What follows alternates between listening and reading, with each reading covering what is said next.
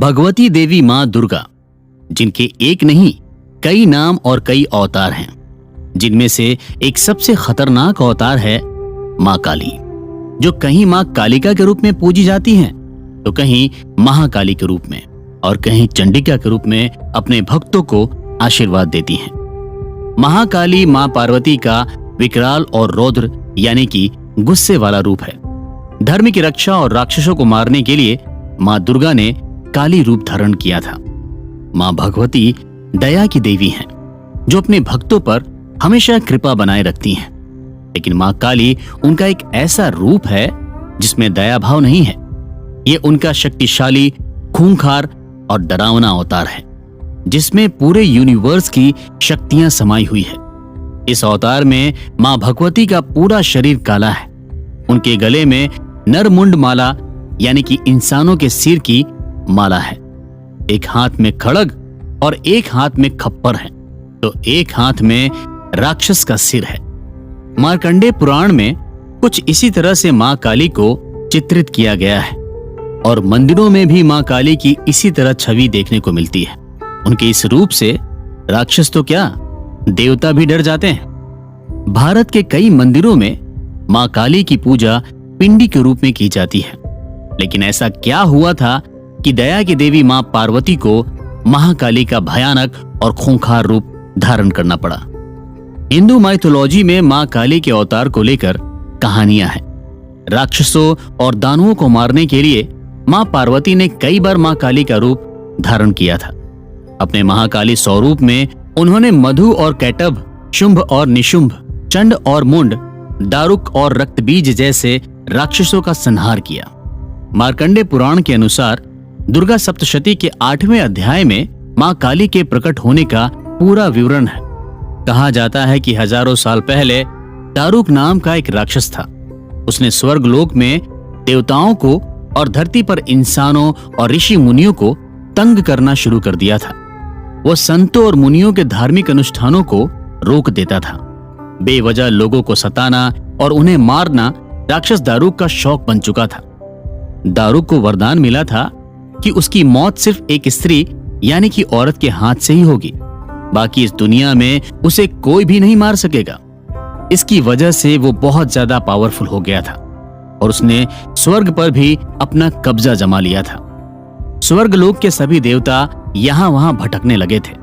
तब वो सभी त्रिदेव भगवान ब्रह्मा, विष्णु और भगवान शिव के पास पहुंचे और उनसे कहा कि वो उन्हें दारुक नाम के राक्षस से मुक्ति दिलाए। तब भगवान शिव अपने पास बैठी माता पार्वती की तरफ देखकर मुस्कुराए। माता पार्वती भगवान शिव की मुस्कुराहट का कारण समझ गई और उन्होंने अपनी एनर्जी से एक अंश बाहर निकाला और वो भगवान शिव के गले में मौजूद विष यानी कि हलाहल जहर में जाकर मिल गया। भगवान शिव ने खुद के अंदर उस एनर्जी को फील किया। तब भगवान शिव ने अपना तीसरा नेत्र खोला, जिससे भगवान शिव के अंदर मौजूद वो शक्ति बहुत सारे प्रकाश के साथ बाहर निकली। इसी रोशनी से मां काली प्रकट हुई। भगवान शिव के गले में मौजूद हलाहल विष की वजह से मां काली का कलर काला हो गया। ये उनका सबसे भयानक रूप था। मां काली के रूप में प्रकट होने के बाद मां पार्वती राक्षस दारुक और उसके साथियों का विनाश करने के लिए निकल पड़ी। उनके इस रूप को देखकर राक्षस तो क्या, देवता भी डर गए।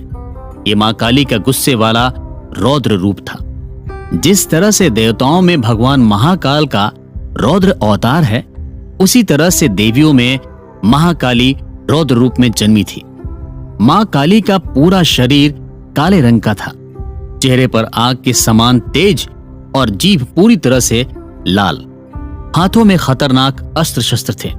देखते ही देखते मां काली ने दारुक समेत उसकी पूरी राक्षस सेना का खात्मा कर दिया और तीनों लोगों को दारुक के आतंक से बचाया। हिंदू माइथोलॉजी में मां काली से जुड़ी एक और कहानी है, जिसमें उन्होंने खतरनाक राक्षस रक्तबीज का वध किया था।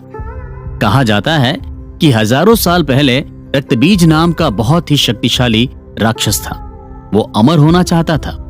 तब उसने 100 सालों तक भगवान ब्रह्मा जी की कठिन तपस्या की।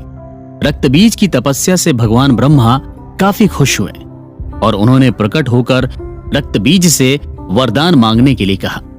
रक्तबीज ने भगवान ब्रह्मा से वरदान मांगा कि मुझे कोई भी देवता, दानव, इंसान और पशु पक्षी ना मार सके और वो अमर हो जाए। भगवान ब्रह्मा तथास्तु कहकर वहां से अंतर ध्यान हो गए। इसके अलावा रक्तबीज को एक और वरदान मिला था कि उसके रक्त यानी कि खून की बूंदें जहां जहां भी गिरेगी वहां नए रक्तबीज का जन्म होगा। वरदान पाकर वो बहुत ज्यादा पावरफुल हो गया। सभी देवता मिलकर भी उसे हरा नहीं सके। रक्तबीज ने स्वर्ग पर आक्रमण कर स्वर्ग के राजा इंद्र को हरा दिया, स्वर्ग पर अपना कब्जा जमा लिया। डर की वजह से सभी देवता इधर उधर छुप रहे थे। अब कोई दैवीय शक्ति ही रक्तबीज का वध कर सकती थी। सभी देवता मिलकर त्रिदेव भगवान ब्रह्मा, विष्णु और महेश के पास पहुंचे और उनसे प्रार्थना की कि वो उन्हें रक्तबीज जैसे राक्षस के अत्याचारों से बचाए। तब मां दुर्गा काली का अवतार लेकर रक्तबीज को मारने के लिए निकली। रक्तबीज से युद्ध के दौरान जहां जहां भी उनके खून की बूंदें गिरती वहां एक और राक्षस पैदा हो जाता था। मां काली सभी राक्षसों को मारती चली जा रही थी। उसके खून की एक भी बूंद नीचे न गिरे, इसके लिए मां काली ने एक हाथ में खड़ग और दूसरे हाथ में खप्पर लिया। खड़ग से मां काली ने रक्तबीज का सिर काटा और उसके खून को खप्पर में ले लिया ताकि उसके खून की एक भी बूंद नीचे न गिर पाए। रक्तबीज को मारने के बाद मां दुर्गा ने उसके खून को पी लिया था, जिससे रक्तबीज का पूरी तरह से खात्मा हो गया था। इस तरह से मां दुर्गा ने अपने काली अवतार के जरिए देवताओं को रक्तबीज से बचाया था। चंड और मुंड जैसे राक्षसों को मारने के लिए मां आदिशक्ति ने मां काली का रूप धारण किया था। यह उनका सबसे खूंखार और डरा देने वाला अवतार था। कहा जाता है कि चंड और मुंड का जन्म रक्तबीज के खून की बूंदों से हुआ था। ये दोनों ही राक्षस रक्तबीज के सबसे खास थे। चंड और मुंड के साथ मां काली की लड़ाई अस्त्रों से नहीं बल्कि शस्त्रों से हुई थी, जिसमें उन्होंने फरसे का इस्तेमाल किया था। इस फरसे से मां दुर्गा ने चंड और मुंड की गर्दन को उनके धड़ से अलग कर दिया था। मां काली के अवतार में मां आदिशक्ति इतने ज्यादा गुस्से में थी कि उन्होंने चंड और मुंड को मारकर उनके सिर की माला को अपने गले में पहन लिया था। वो लगातार अपने गुस्से में आगे बढ़ रही थी। उनके इस गुस्से से पूरी दुनिया खत्म हो सकती थी। अब देवताओं को चिंता होने लगी कि मां काली को कैसे शांत कराया जाए। तब भगवान शिव ने मां काली को शांत किया था। उन्हें शांत करने के लिए वो मां काली के पैरों में लेट गए थे। जैसे ही उन्होंने आगे कदम बढ़ाया तो उन्होंने अपने पैरों के नीचे महादेव को देखा। अपने पति को पैरों में देखते ही मां काली का गुस्सा शांत हो गया। इस तरह से मां काली ने अपने भक्तों की रक्षा के लिए महाकाली का अवतार लिया और इस संसार को बचाया। मां काली की सबसे ज्यादा पूजा पश्चिम बंगाल, असम, उड़ीसा और बिहार में होती है। मां काली के अंदर तांत्रिक शक्तियां हैं। इस वजह से तांत्रिक खास तौर पर मां काली की आराधना करते हैं, जिनकी पूजा ज्यादातर रात के समय में ही की जाती है। कहा जाता है कि जिन लोगों पर राहु, केतु और शनि का प्रकोप होता है उन्हें मां काली की पूजा विशेष रूप से करनी चाहिए। सच्चे मन और श्रद्धा से पूजा करने पर मां महाकाली अपने सभी भक्तों को कष्टों से मुक्ति दिलाती है। नवरात्रि के दौरान देश भर के काली मंदिरों में भक्तों की भारी भीड़ रहती है। खासकर कलकत्ता के काली मंदिर में नवरात्रि के दौरान लाखों श्रद्धालु पहुंचते हैं। तो दोस्तों, ये थी मां महाकाली की कहानी।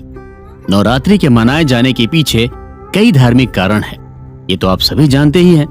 लेकिन हमारे अगले एपिसोड में हम आपको नवरात्रि सेलिब्रेशन के पीछे के साइंटिफिक रीजन बताएंगे। हिंदू धर्म का इतिहास हजारों साल पुराना है और हमारे ऋषि मुनियों ने पूजा पाठ को लेकर जितने भी नियम और विधि विधान बनाए वो सिर्फ स्पिरिचुअल ही नहीं बल्कि साइंटिफिक रूप से भी खास अहमियत रखते हैं। माथे पर चंदन लगाने से लेकर मंदिर में घंटी बजाने तक हर नियम के पीछे साइंटिफिक रीजन है। उसी तरह से नवरात्रि के 9 दिन जहां स्पिरिचुअल पर्सपेक्टिव के मायने रखते हैं, तो वहीं नवरात्रि सेलिब्रेट किए जाने के पीछे कई वैज्ञानिक कारण भी हैं। विज्ञान भी ये बात मानता है कि जब हजारों लोग एक साथ मिलकर पूजा और अर्चना करते हैं तो इससे एक तरह की पॉजिटिव एनर्जी निकलती है जो चारों तरफ फैलती है। हिंदू धर्म में कोई भी पूजा पाठ मुहूर्त और नियमों के अनुसार ही किया जाता है। नवरात्रि एक ऐसा त्योहार है जहां लोग सामूहिक रूप से पूजा करते हैं। नवरात्रि के पहले दिन जब लोग अपने घरों में कलश स्थापना और अखंड ज्योति जलाते हैं तो सभी घरों में एक ही समय और एक ही दिन पूजा होती है। एक साथ हजारों जगहों पर मंत्रों का उच्चारण होता है। मंत्र सदियों से हिंदू परंपरा का हिस्सा रहे हैं। कोई भी पूजा पाठ बिना मंत्रों के पूरा नहीं होता है। इस दौरान जिन मंत्रों का उच्चारण होता है उससे बॉडी में पॉजिटिव एनर्जी का लेवल बढ़ जाता है। ये शरीर की एनर्जी के साथ साथ हमारे आसपास भी एक पॉजिटिव एनवायरनमेंट क्रिएट करते हैं। दूसरा सबसे बड़ा साइंटिफिक रीजन ये है कि जिस दौरान चैत्र और शारदीय नवरात्रि मनाई जाती है उस वक्त मौसम में बदलाव आता है और जब भी मौसम बदलता है तो उसके साथ कई बीमारियां भी आती है। मौसम में नमी होने की वजह से वातावरण में कई तरह के कीटाणु और वायरस होते हैं। नवरात्रि में 9 दिनों के दौरान हजारों जगहों पर यज्ञ और हवन होता है जिसकी वजह से हवा में मौजूद वायरस खत्म होते हैं। ये बात वैज्ञानिक रूप से भी साबित हो चुकी है कि यज्ञ से निकलने वाला धुआं कई तरह के वायरस को खत्म करता है क्योंकि हवन सामग्री में कई तरह की जड़ी बूटियां होती हैं जो हमारे आसपास की हवा को साफ करती है, जो आपकी हेल्थ को बेहतर रखने में मदद करता है। वहीं हवन और यज्ञ आपकी स्पिरिचुअल एनर्जी को भी एक्टिवेट करते हैं। नवरात्रि में आदि शक्ति मां दुर्गा को प्रसन्न करने के लिए भक्त व्रत और उपवास रखते हैं। इस व्रत और उपवास के पीछे भी सिर्फ स्पिरिचुअल और रिलीजियस कारण ही नहीं बल्कि साइंटिफिक रीजन है। व्रत और उपवास एक तरह की इंटरमिटेंट फास्टिंग होती है जिससे बॉडी डिटॉक्सिफाई होती है। फास्टिंग रखने से शरीर को खुद को हील करने का टाइम मिलता है जिससे शरीर का इम्यून सिस्टम स्ट्रांग होता है। इस दौरान लोग नॉनवेज और अल्कोहल से दूर रहते हैं। 9 दिनों तक श्रद्धालु बिना तला हुआ सिंपल खाना खाते हैं जो उनके डाइजेस्टिव सिस्टम को बेहतर करता है। नवरात्रि के दौरान की गई फास्टिंग स्पिरिचुअली तो आपको स्ट्रांग बनाती ही है, साथ ही साथ मेंटली और फिजिकली भी इसके कई फायदे हैं। नवरात्रि के 9 दिनों में इंसान पॉजिटिविटी से भरा होता है। इस दौरान मन में किसी तरह के निगेटिव विचार नहीं होते। इस तरह के धार्मिक और आध्यात्मिक त्योहार लोगों को एक दूसरे से जोड़ते हैं। इस दौरान मंदिरों के साथ साथ कई जगहों पर सामूहिक धार्मिक अनुष्ठान और कार्यक्रमों का आयोजन होता है जिसमें हजारों लोग शामिल होते हैं, जिससे लोगों में एक तरह की पॉजिटिव एनर्जी जनरेट होती है जो कि उनकी फिजिकल और मेंटल हेल्थ के लिए भी किसी मेडिसिन से कम नहीं होती है। साइंस भी कहता है कि हमेशा पॉजिटिव बने रहने से शरीर कई तरह की बीमारियों से दूर रहता है। दोस्तों, ये बात तो आप सभी जानते होंगे कि सेल्फ डिसिप्लिन लाइफ में कितना ज्यादा जरूरी होता है और माँ दुर्गा के ये 9 दिन उनके भक्तों को अनुशासित बनाते हैं। इस दौरान रात को जल्दी सोना, सुबह जल्दी उठकर माँ दुर्गा की पूजा करना, पूरे दिन पॉजिटिव थॉट्स रखना, नॉनवेज और अल्कोहल से दूर रहना, ये सभी छोटी छोटी बातें लाइफ में बहुत बड़ा चेंज लेकर आती है। नवरात्रि में कई लोग अपने भीतर छुपी बुराइयों को खत्म करने की कोशिश करते हैं। कई लोग इस दौरान अल्कोहल और स्मोकिंग जैसी बुराइयों को छोड़ने की कोशिश करते हैं जो उनके अंदर पॉजिटिव चेंज लेकर आती है। ये 9 दिन लोगों को मेंटली स्ट्रांग बनाते हैं। इस दौरान शरीर ऐसे हार्मोन्स रिलीज करता है जिसकी वजह से डिप्रेशन, माइग्रेन और हार्ट डिजीज जैसी बीमारियों का खतरा कम हो सकता है। तो दोस्तों, अब आप समझ ही गए होंगे कि आखिर क्यों नवरात्र के 9 दिन सिर्फ रिलीजियस और स्पिरिचुअल पर्सपेक्टिव से ही नहीं बल्कि वैज्ञानिक कारणों से भी बहुत इंपॉर्टेंट होते हैं। ये पर्व लोगों को एक दूसरे के साथ जोड़ता है जिससे भाईचारे की भावना भी बनी रहती है। भारतीय संस्कृति का बेस ही वसुधैव कुटुंबकम की भावना पर टिका हुआ है और इस तरह के त्योहार हमेशा इंडियन कल्चर और यहाँ के ट्रेडिशन को प्रोटेक्ट करते हैं। हर चीज के पीछे साइंटिफिक रीजन होने के कारण ही आज सनातन धर्म विदेशों में बहुत ज्यादा पॉपुलर हो रहा है और लोग इस धर्म से जुड़ रहे हैं। तो दोस्तों, ये थे नवरात्रि मनाए जाने के पीछे वैज्ञानिक कारण। अगले एपिसोड में हम आपको माँ दुर्गा के 9 रूपों के सिग्निफिकेंस और उनकी इंपॉर्टेंस के बारे में बताएंगे।